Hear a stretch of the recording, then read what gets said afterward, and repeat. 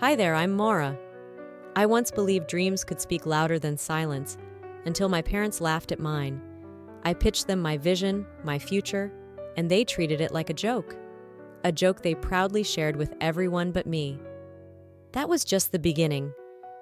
What happens when the people who should believe in you are the first to tear you down? Have you ever felt like your dreams were invisible to the people you loved most? Let me know in the comments. The clinking of silverware against china filled the Craddock dining room, a quiet orchestra to the dinner conversation. I sat at the end of the polished oak table, my portfolio tucked neatly against my side. I had rehearsed my pitch for days, rewriting my words late into the night, adjusting every phrase to make it sound professional, hopeful, impossible to dismiss. When I cleared my throat, the conversation about Logan's new office shifted lazily in my direction. All eyes, expectant and polite, turned to me. I smiled, a little too tight, and unfolded the stack of papers in my hands. "I've been working on something new," I began. "It's a platform, an NFT marketplace, digital art verified and sold on blockchain technology. The market is growing exponentially. I already have 3 buyers lined up." I placed the colorful mock-ups on the table between us, pushing them toward my father. Graham barely glanced down before shaking his head. "No one's paying real money for made-up computer drawings, Maura." His voice wasn't cruel, just dismissive, as if he were swatting away a fly. Elise offered a thin smile, the kind she reserved for guests she didn't really like. "Sweetheart, we just want something stable for you. You've had so many dreams. Maybe it's time for something grounded." The air shifted. The little current of hope I'd carried into the room evaporated. I fought the urge to yank the papers back.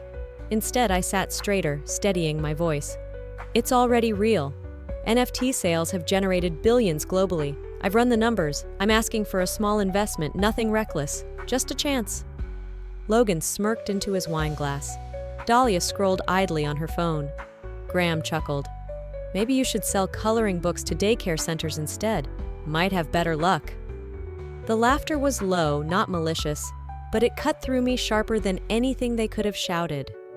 By the time Elise changed the subject, something about an upcoming gala, I had already folded my dreams into a tiny paper square inside my chest, smaller than hope, lighter than expectation. The rest of dinner passed in a haze. My fork scraped against my plate, but I couldn't taste anything. Logan's smirk, Dahlia's indifference, my parents' casual dismissal, they pressed against me like an invisible wall. 1 week later, it happened. We gathered again, this time for Sunday brunch with relatives we hadn't seen in months. The patio was lively, sunlight glinting off the wine glasses, everyone in their casual best. I found a quiet corner, plate balanced on my lap, trying to stay invisible. Graham's voice boomed over the chatter. "You know what's funny? Maura came to us last week with this big pitch. Wanted us to invest in online cartoons. NFTs, she called them, whatever those are." Laughter erupted.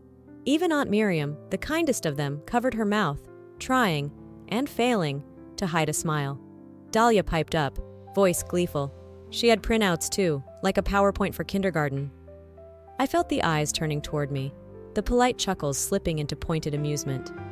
I sipped my iced tea, nodding absently as if I was in on the joke. Inside, something split, a soft, soundless tear right down the center of whatever faith I had left. I stayed 15 minutes longer than I had to. I made small talk, complimented a cousin's new job, hugged Aunt Miriam goodbye. Then I walked home. The sun was bright, almost cruel in its cheerfulness. My shoes clicked sharply against the sidewalk. I thought about Logan, about how they had paid for his business degree without hesitation when he wanted to shift from law to finance. I thought about the quiet way they had once celebrated Dahlia's marketing internship, like she had just been named CEO. And I thought about the way they looked at me now, not with anger, not with disappointment, but with pity. I thought I had a place in that family. Turns out it was conditional. That day, I stopped pitching ideas and started building something they couldn't laugh at. It happened on a weekend morning, the kind where the sun flooded the kitchen and the smell of fresh coffee curled through the air, making everything feel deceptively normal. I was halfway through buttering a piece of toast when Elise breezed in. holding her phone like a lifeline. "We're thinking of turning your old room into office space for Logan," she said, in that casual tone she used when announcing decisions already made. "You'll have much more privacy downstairs. You can even paint the walls if you want." I stared at her for a moment, not fully understanding. "The garage?" "Not the garage," she corrected, smiling. "The back room, it'll be cozy, artistic even."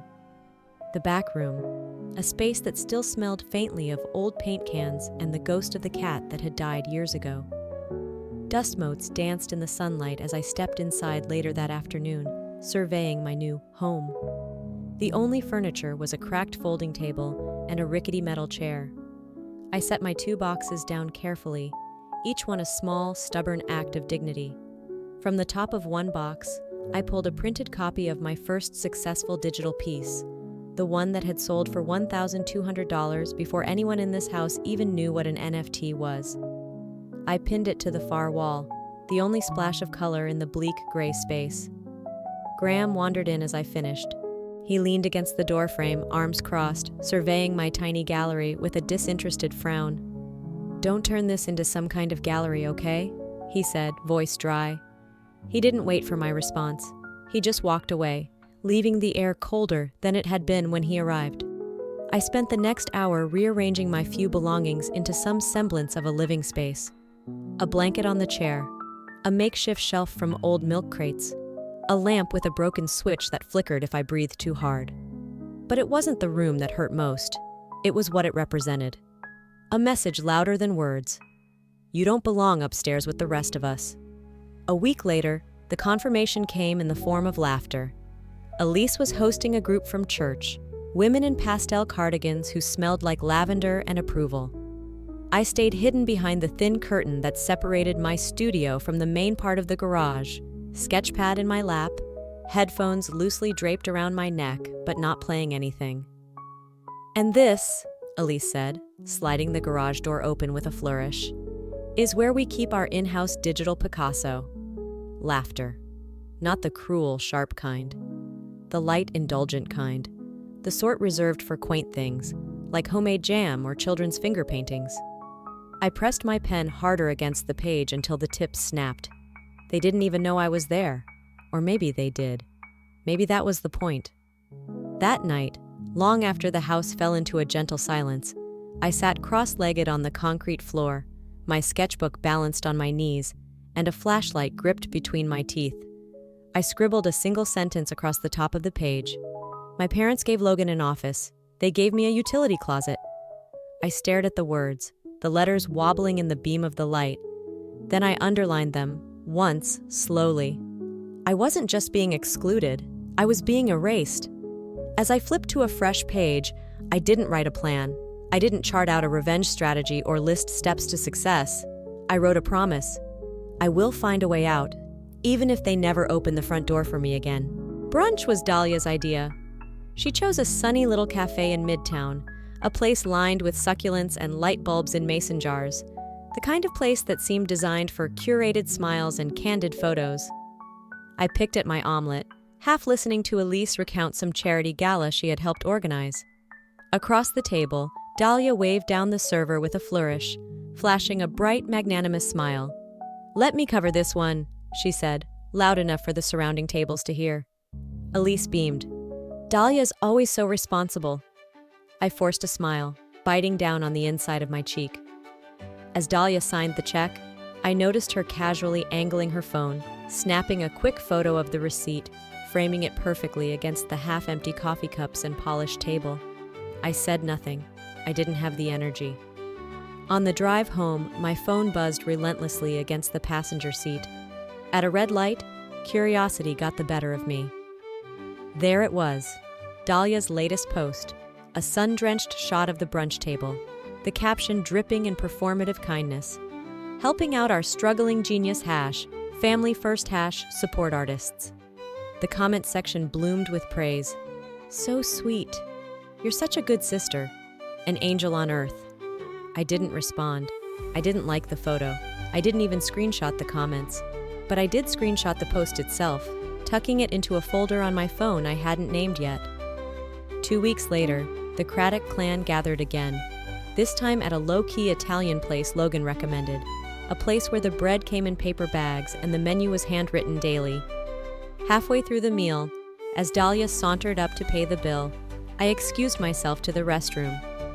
On my way back, I slipped a folded $40 bill into the tip jar behind the counter, smiling quietly at the stunned server. It wasn't much, but it was mine. A small rebellion.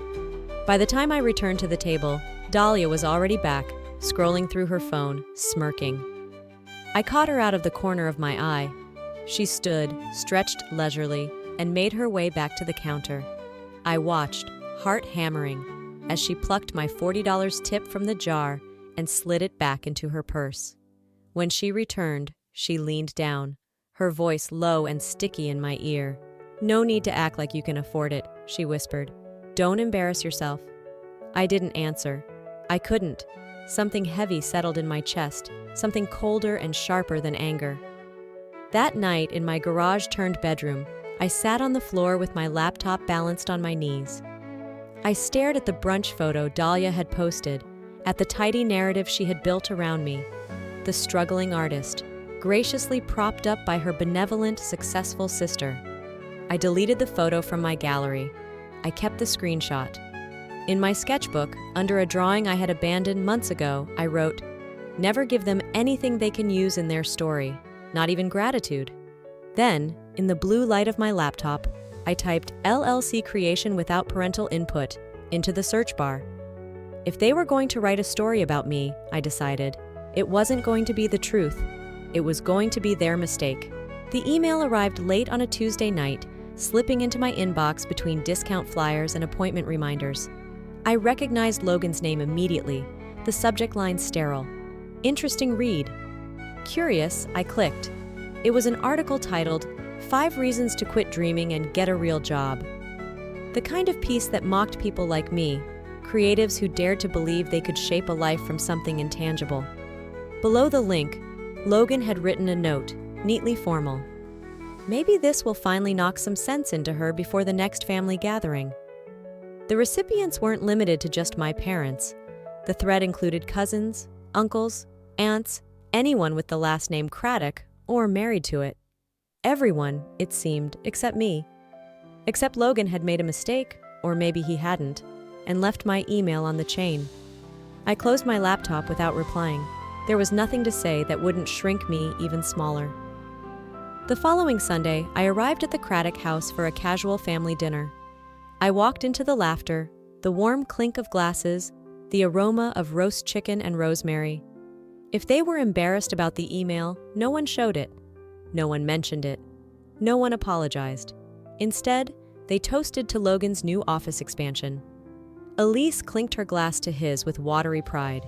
Graham patted him on the back so hard it nearly spilled his wine. I sat there carving slow circles into my napkin with my fingernail, wondering if anyone would even notice if I disappeared. The dinner blurred into a hum of conversations I wasn't part of. Smiles passed over me like water over stone. Later that night, alone in my apartment, my phone buzzed with a notification from the family group chat. Curious, against my better judgment, I opened it. The meme was the first thing I saw. My face, awkwardly photoshopped onto the body of a cartoon artist flailing in a storm, clutching a cracked laptop like a life preserver. The caption scrawled in bold, "Keep dreaming, Picasso." Below it, a flood of laughing reactions. Even Aunt Miriam, who once told me she admired my courage, had reacted with a smiley face. No one defended me. No one even hesitated. I stared at it for a long time. My heart didn't race.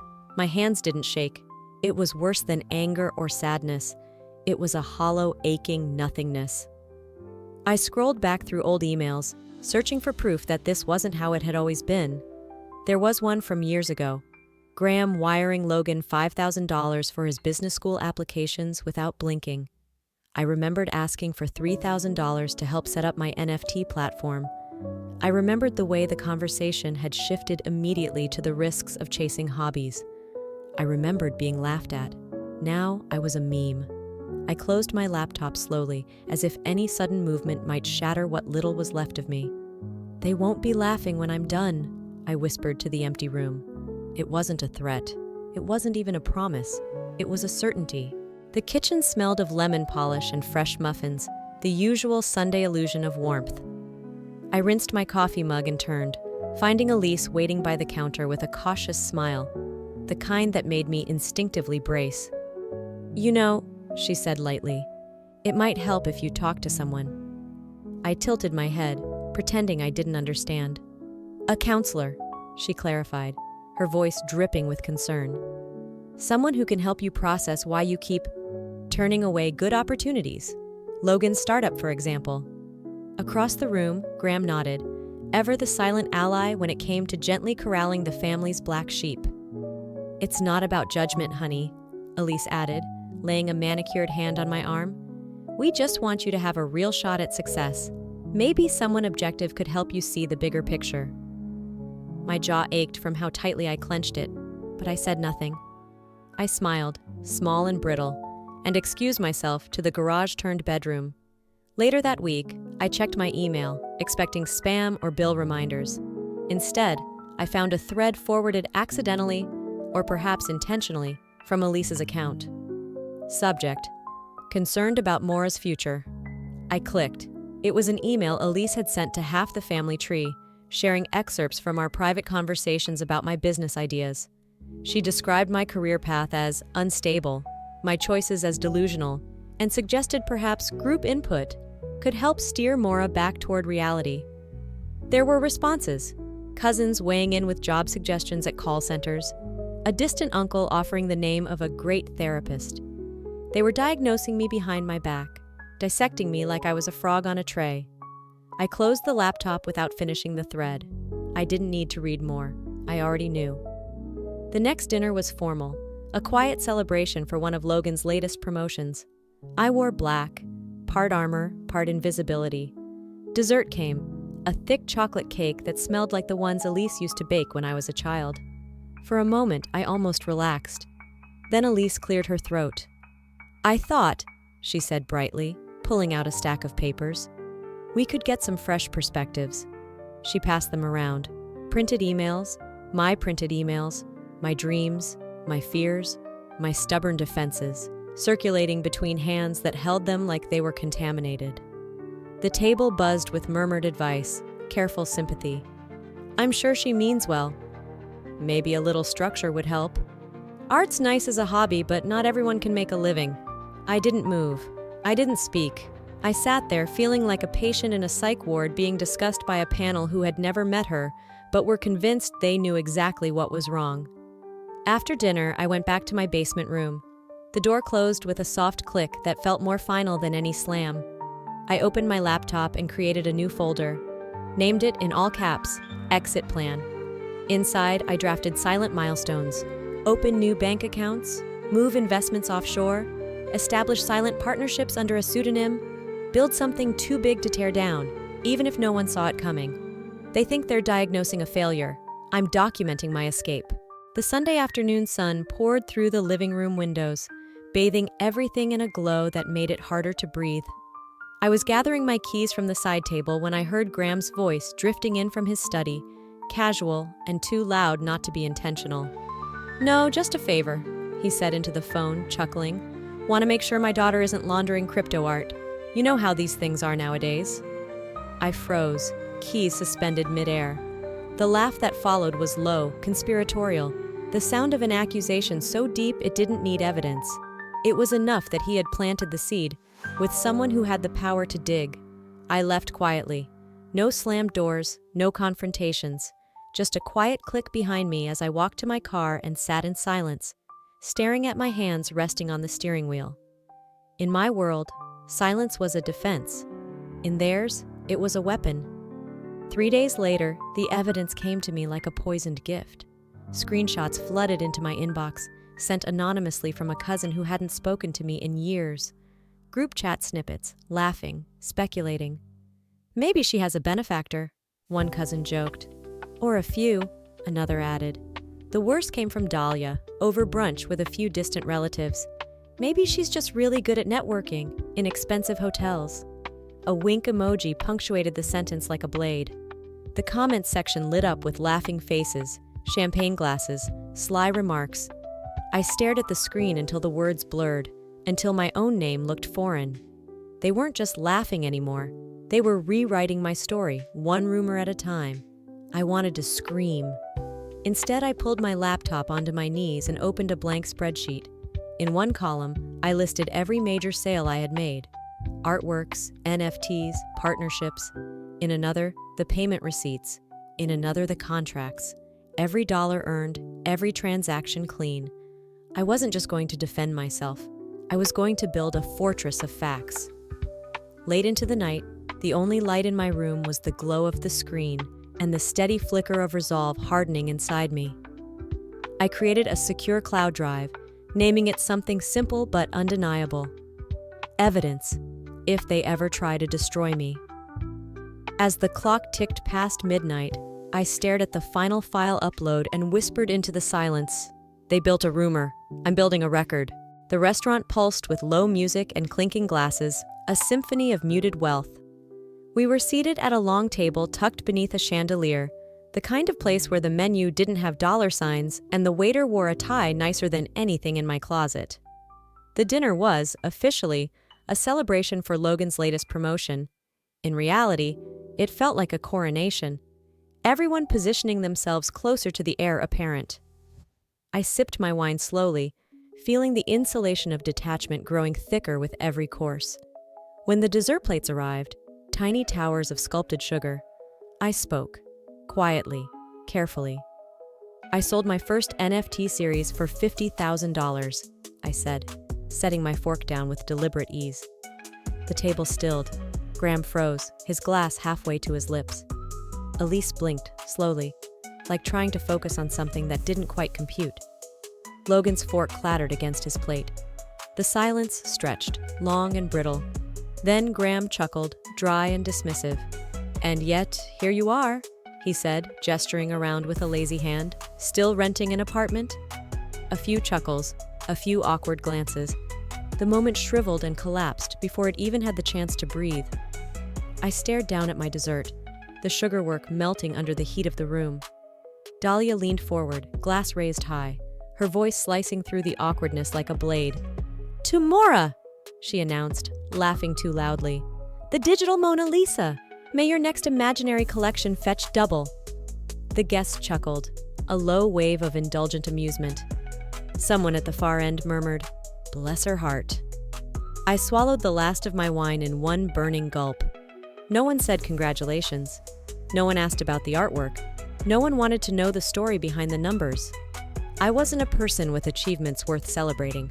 I was a punchline with a price tag. The valet brought my car around 15 minutes later. I slid into the driver's seat, gripping the steering wheel until my knuckles whitened. The silence inside the car was thick, heavier than the humidity clinging to the night air. I pulled out my phone, opened my encrypted cloud folder. One by one, I reviewed the files. Contracts from collectors and galleries, payment receipts from verified transactions, screenshots of the group chats where my career had been turned into a meme. Proof. Not for them anymore, for me. I drafted a new email to my PR contact at Forbes. The subject line was simple: Story lead, Maura Craddock. My finger hovered over the send button. If they wouldn't respect my voice at their table, I thought, they'd read about it on every table in America. I pressed send. Saturday morning arrived with the usual scroll through my phone. The weather, the news, the obligatory family posts. My thumb paused on Elise's feed, the caption under a smiling group photo stinging sharper than the bright California sun pouring through my windows. Family all together, couldn't ask for more. They were all there. Logan beaming as always, Dahlia perfectly posed, even distant cousins I hadn't seen in years. No mention of me, no invitation, no mistake. I stared at the photo until the screen dimmed, locked the phone, set it face down on the kitchen table, and went about my day with the robotic precision of someone who knew she was no longer counted. That night, as I sank into the worn couch in my tiny apartment, a message popped up. An unfamiliar number. Curiosity won over caution. It was a video, grainy and laughing, clearly filmed at the party. In the background, someone announced a game. Guess the career failure. The camera swung to Logan, who grinned and called out, "Digital artist!" Dahlia's voice followed, louder, sharper, cutting through the laughter. "Maura!" The room erupted, a roaring wave of amusement, chairs scraping, glasses clinking. I replayed it once, then again. By the third time, I wasn't sure if I was listening for something different. A defense, a second of hesitation, a sign someone had objected. There wasn't. They didn't just forget me, they had erased me with intention. I deleted the video, but not before saving it to a private folder marked only with the year. The laptop whirred quietly as I opened my draft email to Forbes, the one I had been polishing, hesitating over, second-guessing. I read every word slowly, deliberately, not out of doubt anymore. Out of a deep, thrumming certainty that everything they had built was a lie too fragile to stand against the truth. My finger hovered over the send button. I thought about Elise's careful captions, about Graham's offhand jokes, about Logan's smirks, about Dahlia's sweetly venomous smiles. I thought about the little girl who once believed family meant unconditional love, and the woman who now knew better. "You taught me I had nothing left to lose," I whispered to the empty room. "Thank you for that." And I hit send.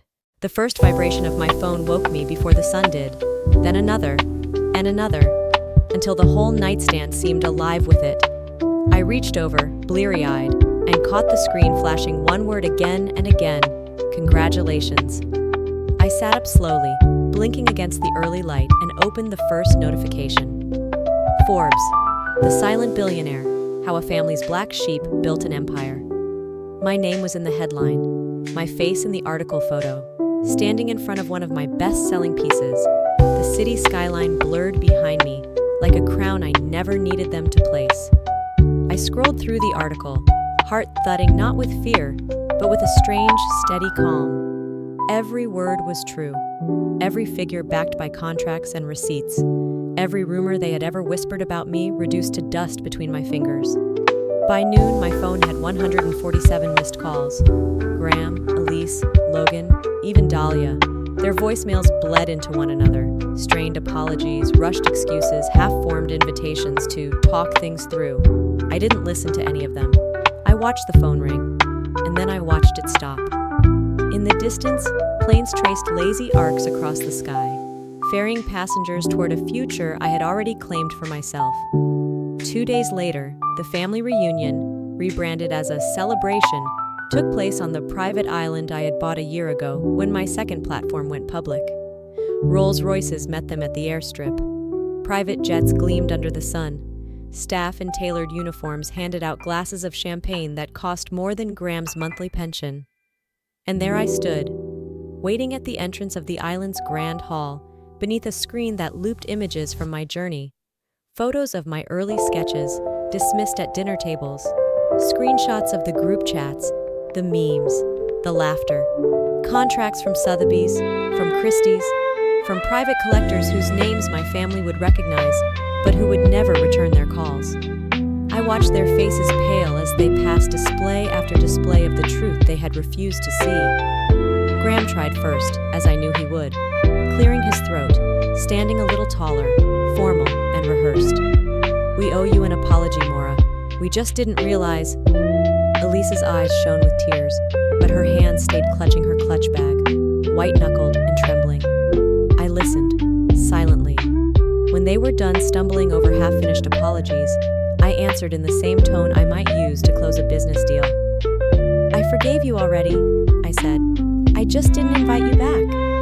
And then I turned and walked away, leaving them standing at the edge of the cliffside terrace, framed against a sunset they hadn't earned the right to witness through my eyes. I didn't look back. I didn't need to. Sometimes survival isn't staying in the family. It's walking away without needing them to follow. Looking back, I realized that the greatest victories aren't always loud. Sometimes, they are the quiet decisions we make to choose ourselves, even when no one else does. Walking away isn't failure, it's freedom. And proving your worth isn't about shouting over the people who doubted you. It's about building a life so undeniable, their opinions no longer matter. If there's anything I hope you take from my story, it's this. You are not obligated to shrink just because others can't see your light. Your dreams are valid, even when the people closest to you are too blind to believe in them. Now, I'm curious. Have you ever felt like you had to walk away to protect your dreams? I'd love to hear your story. Drop a comment below. Let me know if this video resonated with you by commenting 1 inch or tell me which city you're watching from. And if you found this story inspiring, please don't forget to subscribe to the channel so you won't miss more powerful journeys like this. Your story matters, and you're never as alone as you think. I'll see you in the next one.